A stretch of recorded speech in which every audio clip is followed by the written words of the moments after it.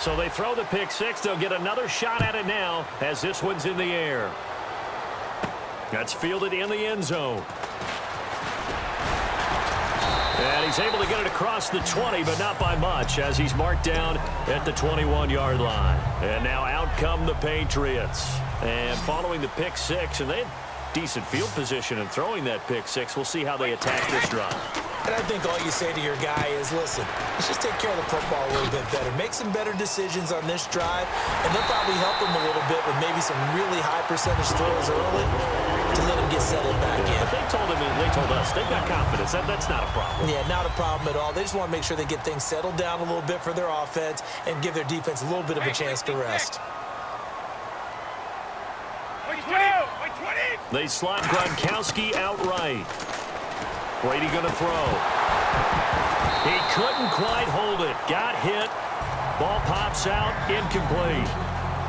Even in today's NFL, when we think of the tight end position now as really a glorified wide receiver, we're still asking a lot of those guys. They have to block as well, and every now and then, they don't come down with the football.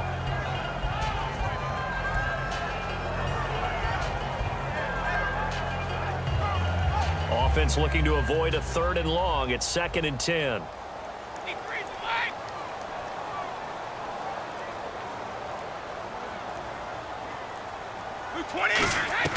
From the gun, it's Brady. Trying to squeeze it into Edelman, and it's intercepted. Picked off by the Michigan man, Jake Ryan. And they get the football. They'll set up shop at their own 49-yard line. And Green Bay getting ready to go as they take the field. And last time they were very fortunate, this offense. They went for it on 4, turned it over in their own territory, but the other guys held up. They didn't give up any points. So how about the guy with the #1 headset on the sidelines, the head coach? That was planned going into it, not necessarily to not get the first down or to have the defense have to hold up. But he trusted his defense. Trusted his defense very much, and I think that's how he's going to play this game. Go for it, be aggressive, because I've got the wild bunch backing me up over here on my own sideline. We'll see what his offense can do. Over the middle, it's Jared Cook. Only 3 yards on the catch. It's 3rd down. Well, the strategy was evident there. Get it to your tight end and make it a one-on-one play with a cornerback. Who's usually going to win that one? The tight end, but not there. Not in this situation. How about the corner defeating that logic and making a really nice tackle? He loses 5 full yards to bring up 4. Well, you can see what they wanted to do. They wanted to set up the screen there, but it got blown up. It's hard to run that play if you're not getting a lot of pressure at the quarterback because the space doesn't open up. They were able to read that one and slow it down and stop it before they... Nowhere to escape, and he goes down. Shea McClellan, the outside linebacker, drops him for a loss of 6. Now, you know I don't often have sympathy for quarterbacks, but in this situation, I don't know what else he could do. 4th down, so he can't just throw the ball away. He's got to find a way to try and make a play, but the pressure ended up getting to him. Pressure got to him really big. And Brady going to be intercepted a 3rd time. Picked off by the Michigan man, Jake Ryan. And his guys are going to get the football at the 37-yard line. The Packers offense now, they get ready to head back on the field. And this offense last time turned it over, went for it on 4th, didn't get it. They're lucky, though, because no points against the team on the board, but we'll see how they respond. Yeah, they've got to get a lot of credit to their defensive teammates, don't they? They had their backs on that last series, and because they did so, that allows the coach to still stay aggressive on offense and maybe go for it again in a similar situation. I was going to say, maybe makes that offense feel good when you know you've got a defense making stands like that. Yeah, that'll loosen up things a little bit, won't it? Maybe you'll play a little bit better the next time you have the ball. A really nice pickup of 14 yards, and it moves the sticks. In recent years, the slot receivers really gained stature in the NFL because they can do so many things. Yes, they can line up wide like your normal wide receiver, but to have that kind of courage and toughness to run routes in the middle of the field and become dependable targets for their quarterbacks and move the sticks, those guys are worth their weight in gold. And the D-line pinching together must be expecting the run. That was a good run, probably right on the edge of breaking into something really big. So the defensive guys right now are talking about, okay, what can we do to slow him down before he truly gets started? So with that, we come upon the 2-minute warning here on the NFL on EA Sports. One back is Lacey. And he'll get it up the middle. Trying to find a lane, but instead he'll get back to the line of scrimmage and no more. That's going to go as a loss of a yard, and it'll be second down. And quickly they get to the line. Here's Rodgers. Lacy hit. He lost the football. It's out. And it's picked up by the Patriots. The Patriot offense now set to come back out on the field. And 3 interceptions in this game. And I would have to think, I wasn't a quarterback, but number 4's kind of, you're like, oh, man, I can't throw 4. No, and what's interesting is, what do the coaches decide to do now?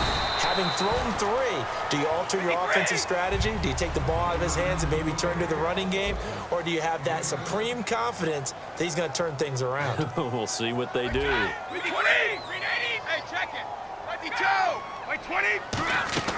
Now Brady throwing on second down.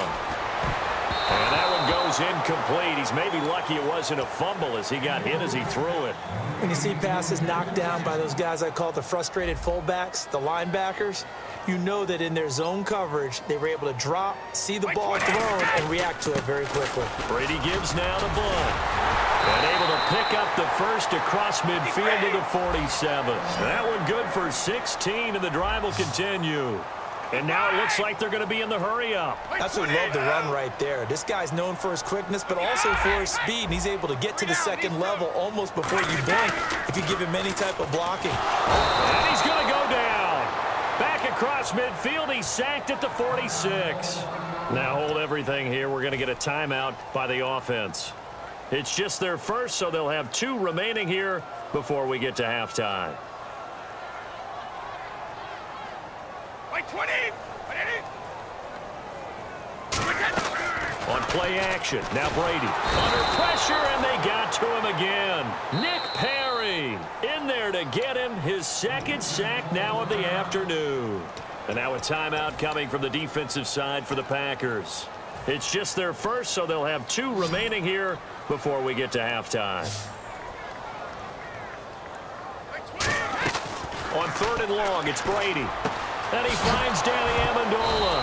And now look at this. Big gain, but a fumble. And they are going to set up shop at the 40-yard line. And Green Bay getting ready to go as they take the field. And last drive, obviously not what you're looking for. You've got the lead. You've got to protect the football. So in other words, someone got lucky because they've been moving the ball really well and wearing them down. In this case, though, giving up the football doesn't make them very happy. They can't wait to get back out there and atone for it. Yeah, try to atone for it here on this drive. A good pickup there. 8 yards on the first down completion. And now they're in the hurry-up. And there they went crossing route against the zone defense. What do you think of that? Takes real coordination between the passer and the receiver because you got to read those zones and where the open spots are and be on the same page with the guy throwing the football. Because sometimes you're throwing it in front of the zone. Sometimes you're throwing it between the zones. Sometimes the receiver's going to just kind of find a spot and what we call sit down and present himself to the quarterback. Now whistles come in. We're going to get a timeout here by the offense. So that means they're down to 1 remaining here as we head toward halftime. On first down, Rodgers. And this is Cook with a grab. Now hold everything here. We're going to get a timeout by the offense. And with halftime on the horizon, they'll be out of timeouts from here forward. On 1st and 10, here's Rodgers. And Nelson's got it here right side. That one goes for 13 yards, and it moves the sticks. And now the passing game here in the second quarter starting to heat up a little bit. Don't you feel the rhythm starting to happen, right? You see it. Now the confidence is starting to rise. I think now as a play caller, because that has happened, you lean on it a little bit more. You don't go totally away from running the football, but you do say, guess what? We can throw it. We can throw it well with a whole lot of confidence. So on second down, the field goal unit is on here as they try to get 3 before half. It'll be from the right hash, and it'll be a 36-yarder. And Crosby puts it through, and they double their lead, pushing it up now to 12-6. So the drive stalls out, but they are able to put 3 points on the board. Yeah, just a yard or two shorter than an extra point, so no problems converting there. Now Dion Lewis to return.